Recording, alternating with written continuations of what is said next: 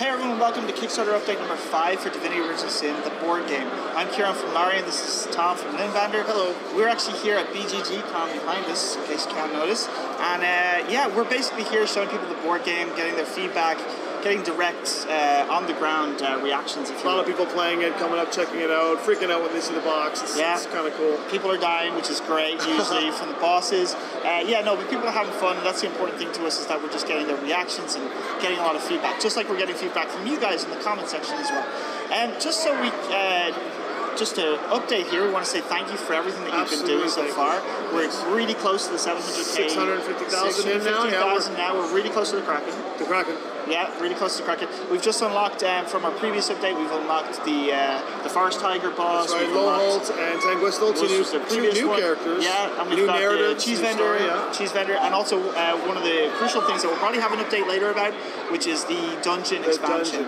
So that's the kind new of content, roguelike adventure that you can continue to play. The endless dungeon, you call it. Yeah, we nickname it the endless dungeons. Yeah, so that's the goal for it, and that's all unlocked thanks for you guys. So today we wanted to just really briefly discuss the narrative side of the game and how the location cards come into that. So Tom, why don't you tell it, when you brought the game to us, originally it was really combat heavy, right? Yeah, originally we had kind of like a hero quest where it was just about 5-10 minutes of narration and discussion, and then you would engage into a combat which would play you an hour or so into it. It was great, it was fine, but it wasn't really what Divinity was. We needed to make sure that there was a balance. Sven and the team really wanted to make sure that there was player agency and choice and consequence. That wasn't just a choice that you make and then roll a die.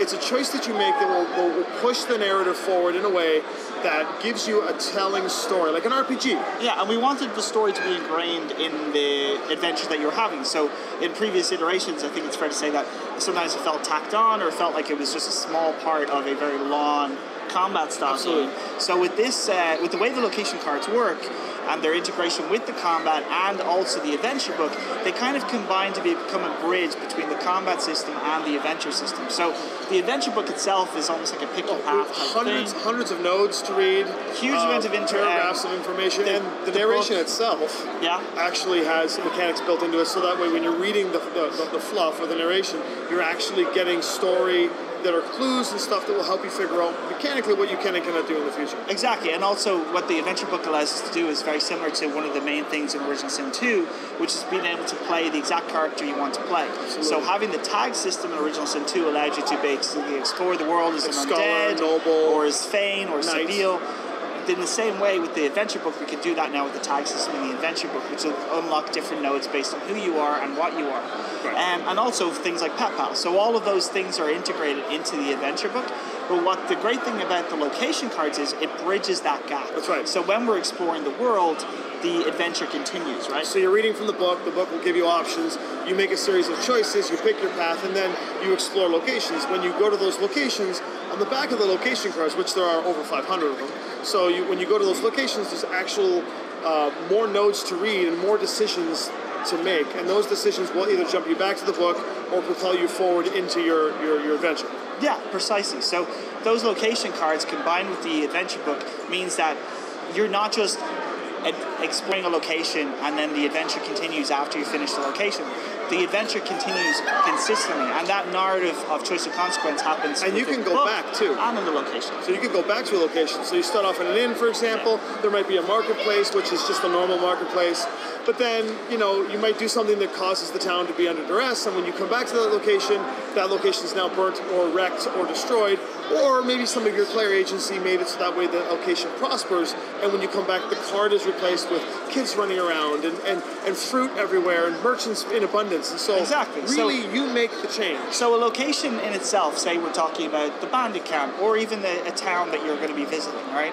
An actual location might have 6 to 8 cards on the board at any given time, but a location within the box might have 15 or 20 cards depending on the location, its importance in the story, or the various things that can be interacted with it. So as I'm adventuring through the game, the decisions that I make, I know that even though it's a 10 session playthrough, probably 2 hours a session, it's about 20 hours worth of gameplay, but I'm only going to experience 35 or 40% of that game. So I can adventure through it again if I want to, or if I'm talking to Tom over here who's playing his own game, then we might encounter a similar location, but the location is completely different based on the decisions I made before then. So when we get to the end bosses of the adventure, our end bosses and the locations within them are going to feel very, very, very different. And even the character composition you choose, like the stories that you choose of characters. If you're playing Fane and Hyphen and Losa and Beast, is a different combination than, say, Loholt and Tanguistel. And we're up to 10 characters now. Yeah, we're 10 characters now. So that's actually a really cool thing as well, that we were able to flesh out new characters with the board game and with the stretch goals. Yeah. And so just to wrap all that up, the reason why we're bringing that up is that the location cards are really a true part of what's going to make the Divinity experience onto the board game. It gives you that combat, it gives you the tactical nature of combat, because the locations can be important for the combat side of it. Absolutely. But they're also incredibly important for the narrative side of it. And so that's one of the reasons why this is an important and integral part of the storytelling, and an important integral part. It really is like a 50-50, or even more so, more narration than anything else. But the combat is essential to DOS, so you do get the chance to see all the elements. And also, it means that the combat is we don't know when we're going to have combat. One of the stories that you were having earlier on was people were exploring, everything was fine, and then somebody stumbled on the boss, and the combat came into the middle of the encounter rather than the end. So the combat's truly blending in between the narrative and the combat and the actual combat. So thanks so much for watching this video. Thanks for all the frequently asked questions. Yeah, so we know that you guys have been asking a lot of questions, and we're answering the comments as we can. But you have specifically been asking for the FAQ, which is fair, and we are working on that. We want to let you guys know. Collaborating to put together the answers to the questions. We want to make sure that if we answer stuff, that it's true to it, and we can stand to it, and it's correct, and everything is right. So we're going over the FAQ. You're going to have that FAQ very, very soon, potentially with this update or just after it. But thank you from here from BGG. Thank you from Larian. Thank you from Lindander. Continue to comment. Continue to let us know. We're listening to all of it and all the feedback. Thank you very much. See you guys later. Take care. Bye-bye.